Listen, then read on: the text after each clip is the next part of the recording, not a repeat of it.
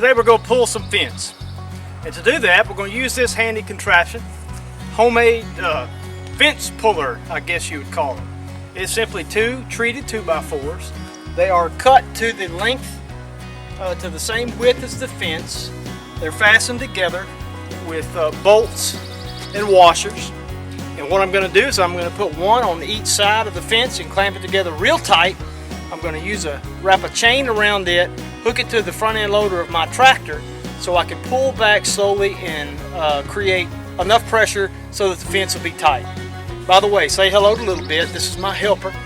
She's my 17 and a half year old Chihuahua. She's deaf and blind, and she's real dependent on me, so I just keep her with me all the time.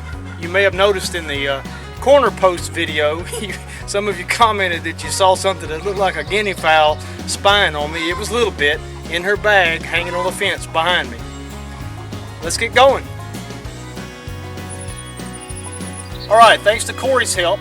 I needed his help to tighten up this last bolt because I couldn't reach around both sides of the fence to do it. But we've got the contraption attached to the fence. You'll notice that the spacing is uniform all the way up because we want to get a nice level pull. And I want you to know that these bolts are tight.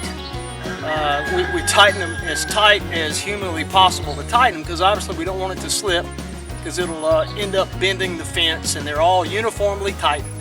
And so now the next step is we're going to wrap a chain around, feed the chain through and wrap around here and here, going over the bucket of my tractor, and then we're going to be able to gently but firmly pull the fence tight. And once we get it pretty tight, then I'll nail it to this post, and then we can release the pressure. Well, we got through with that other pull over there, and a little bit reminded me that I forgot to show you what it looked like with the chain wrapped around it, hooked up to the tractor. So I wanted to splice that in because we just got through pulling another run, and works like a charm. There it is. We've got it nailed off on this post right here. The fence is pretty taut. Of course, we're going to come back and put T-posts along this line probably every 8 feet or so.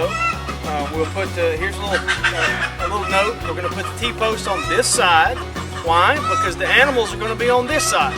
One thing about dairy goats, and I don't know if it's any kind of goat, but dairy goats specifically love to come along and run their back on the fence. I guess it scratches them. So we need to put the posts on the opposite side of the fence to catch the force of the goats pushing against the fence.